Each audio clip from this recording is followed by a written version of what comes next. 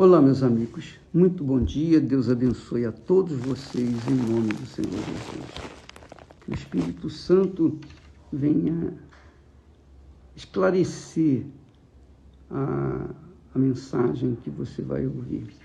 Ele dê a você o entendimento para que você não fique confuso na sua fé. A palavra de Deus é o Espírito de Deus materializado na palavra, que se bebido, se absorvido pela pessoa, então ele entra na pessoa e faz da pessoa uma vida nova. Olha só, um dos versículos que mais tem me chamado a atenção nesses últimos tempos, anos, eu diria, foi o que Jesus falou para os sacerdotes, para os oficiais da religião. E, obviamente, essa palavra aqui é para os oficiais das igrejas hoje em dia. Portanto, essa palavra aqui é para mim e para tantos quantos trabalham na obra de Deus, todos aqueles que servem a Deus. Então, Jesus faz uma pergunta, e essa pergunta tem que ser respondida por cada um de nós. Cada um de nós. Porque se nós vasculharmos, se nós pesquisarmos, se nós nos aprofundarmos nas perguntas que Jesus faz, nós vamos descobrir o porquê que a nossa vida está boa ou está má. Que a nossa vida é o que é por conta da resposta que nós encontramos aqui nessas duas perguntas. Presta atenção, por favor. A gente tem que pensar, raciocinar a palavra de Deus. Jesus disse para os fariseus, os escribas, que conheciam muito bem a Bíblia, porque eles copiavam a Bíblia, eram os escribas. Jesus então perguntou para Jesus disse o seguinte: ai de vós, condutores cegos, ai de vós, condutores cegos, pois que dizeis, qualquer que jurar pelo templo, isso não é nada. Mas o que jurar pelo ouro do templo, esse é devedor, quer dizer, isso se torna devedor. Porque quem jurava pelo templo, no caso do templo que Salomão havia erguido, não é nada. Jurou pelo templo, é pedra, é um edifício. Mas se jurar pelo ouro que havia no templo, que cobria as paredes interiores do templo, então, se a pessoa jurar e não cumprir o seu juramento, então ela se torna devedora, ela se torna culpada e ela tem que pagar. Então, essa era a ideia naquele momento. Aí Jesus complementa dizendo, insensatos e cegos. Jesus está ensinando para eles, olha, vocês que ensinam isso, que é mais importante o ouro do que o templo, vocês são insensatos, quer dizer, não pensam, não raciocinam, e cegos, não enxergam, não conseguem ver o lado espiritual.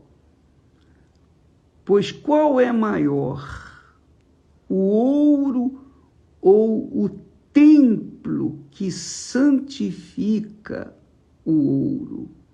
Qual que é maior? Qual que é mais importante? É claro que para uma pessoa que não é convertida, uma pessoa que não tem o Espírito de Deus, essa pessoa não vai entender. Ela vai compreender que o ouro é mais valioso do que o templo. Mas quem é espiritual, quem nasceu da água e do Espírito Santo, é espírito, é espiritual. E pode enxergar a diferença entre o templo e o ouro, ou o ouro e o templo.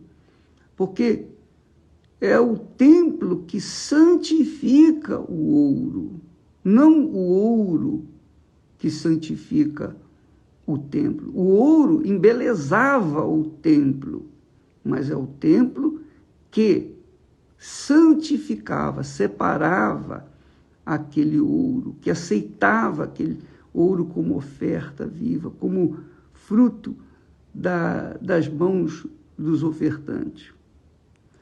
E ele fala mais, para esclarecer, dizendo assim: vocês dizem que aquele que jurar pelo altar não é nada, mas aquele que jurar pela oferta que está sobre o altar, esse é devedor, quer dizer, também tem que cumprir, porque senão se torna culpado.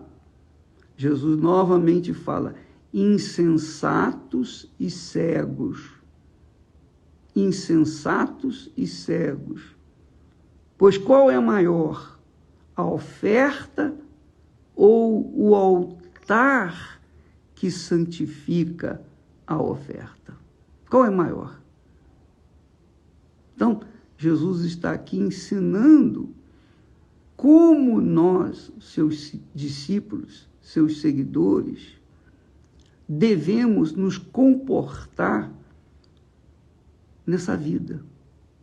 Não apenas em relação ao templo ou em relação ao altar, mas em relação em tudo na nossa vida, em tudo, tudo, tudo, tudo. Por exemplo, quando uma pessoa vai se casar, ou escolhe uma pessoa para se casar, para constituir família, então, se essa pessoa está vendo se a outra tem dinheiro, se a outra é bonita, se a outra é assim, vistosa, uma pessoa assim, realmente que enche os olhos, então ela está olhando para o quê? Ela está olhando para o ouro, ela está olhando para a oferta. Mas se a pessoa é espiritual, ela não enxerga a beleza física. A beleza física é um suplemento, digamos assim. Mas a beleza maior está dentro da pessoa, o que ela traz dentro de si. Então, se a pessoa avalia o que há dentro daquele corpo bonito, sarado, perfeito, ela vai verificar se ela realmente é credível, se ela é uma pessoa confiável, que se deve formar uma família com ela. Então, a gente tem visto muito isso. Às vezes, a pessoa, que a gente lida com muita gente, então muitas pessoas, muito jovens, quando vão escolher a esposa, né, eles olham para o exterior e ficam vislumbrados com a beleza, a ostentação de beleza que aquela jovem apresenta. Primeiro eles olham para a beleza e depois eles vão conversar para ver se realmente ela tem um Espírito Santo. Mas, eu diria que, coitados, 90% já está convencido, 90% deles já está convencido de que ela é a pessoa certa, porque ela é a pessoa que você tanto sonhou. Só que não sabe o que está dentro dela. E depois que casam, Aí começa a descobrir um ao outro. A minha mãe dizia o que a minha avó ensinou para ela. Quer conhecer uma pessoa? Cria galinha junto. Aí você vai ver quem é aquela criatura. Ou então, dá poder para uma pessoa para você ver quem é aquela pessoa, o caráter dela. Então, infelizmente, as pessoas vão muito pelo que elas veem, com os seus olhos físicos, deslumbram. Então, por conta disso, os casamentos são uns fiascos, fracassos, normalmente, porque as pessoas olham o exterior e não o interior. Isso é muito importante. Não adianta a pessoa ficar absorvida pela beleza, a beleza do templo. Ela tem que saber o que acontece ali no templo. O que acontece? Quando nós consagramos o templo de Salomão, nós pedimos a Deus que esse lugar seja como pronto-socorro para os acidentados espirituais. Quando a pessoa pisar aqui nesse chão, então elas venham perceber a diferença, perceber a tua presença e receber a paz e a vida que se propõe esse prédio, esse templo. Então, esse é o espírito da fé inteligente. Quando a pessoa pensa, raciocina a fé, ela tira proveito, ela passa a ter uma fé de qualidade. Jesus disse: vocês são insensatos e cegos, fariseus, hipócritas, porque vocês prezam mais o visual físico do que o visual espiritual. Vocês desprezam, ou melhor, vocês prezam mais o visual físico do que o visual espiritual. Vocês olham para o ouro do templo, vocês olham para a oferta que está no altar. Vocês querem contar a oferta que está no altar e ficam deslumbrados com um montante de oferta no altar. Só que a oferta no altar, ela tem uma representatividade. Se ela não for aceita, se a oferta é apenas um dinheiro, é um montante, então aquela oferta não é aceita pelo altar e, consequentemente, o altar não abençoa. Para que o altar venha abençoar, santificar, empoderar a oferta, o altar, que é o Espírito Santo, que tipifica o Espírito de Deus, o altar não santifica. Então, muitas pessoas, infelizmente, pensam que o montante de dinheiro é o que vai fazer a diferença para Deus atender ou não. E nós vimos isso naquele caso da viúva pobre. Jesus ficou observando as ofertas dos ofertantes, quando as pessoas traziam a oferta no gasofilácio. E ele reparou que os homens ricos depositavam grandes somas de dinheiro, de ouro, prata, e veio uma viuvinha pobre, coitada, viúva, pobre, e só deu 2 moedas. E Jesus chamou os discípulos em particular e disse para eles: está vendo? Está vendo? Ela deu mais do que todos eles juntos. Junto à oferta de todos eles, ela deu mais. Os discípulos não entenderam. Não entenderam. Claro, eles não tinham recebido o Espírito Santo, eles não entenderam. Mas ficou registrado esse caso. E Jesus ensinou, complementando, dizendo: ela, da sua pobreza, deu tudo. Ela confiou no altar. Ela confiou que a sua oferta voltaria e abençoaria a sua vida.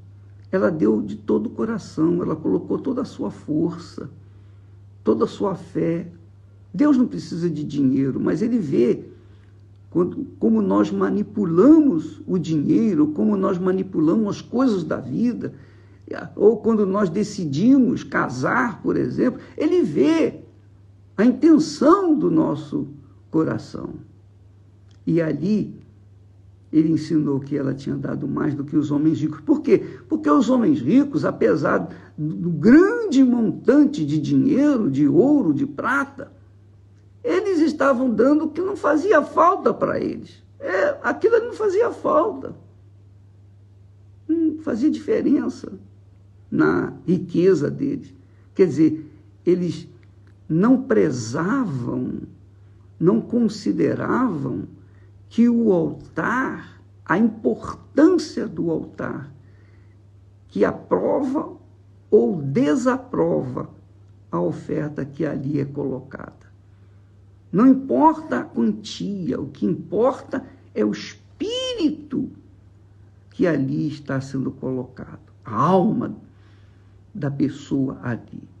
Por isso que quando a pessoa vai no altar e coloca toda a sua vida, independentemente do montante de dinheiro, mas ela coloca toda a sua força, toda a sua vida, com certeza a oferta dela foi seu tudo, ela sacrificou de verdade.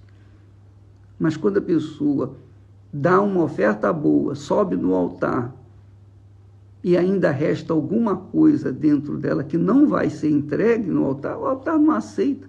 Deus não aceita aquela oferta, porque é uma oferta corrompida, de fingimento, hipocrisia, e Deus sabe da intenção de cada um de nós. O que é mais importante? A oferta ou o altar que santifica a oferta? O que é mais importante para você? O que é mais importante?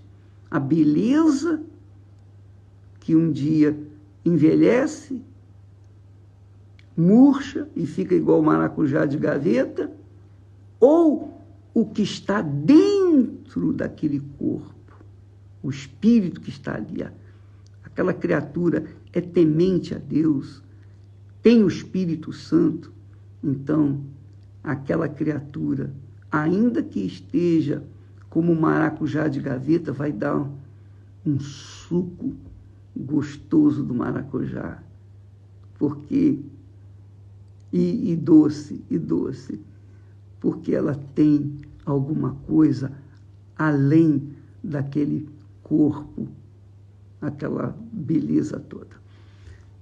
Presta atenção, você vai verificar que isso se aplica em tudo na vida, tudo na vida. E nós vamos falar mais a respeito disso durante esses próximos dias. Deus abençoe em nome do Senhor Jesus. Amém.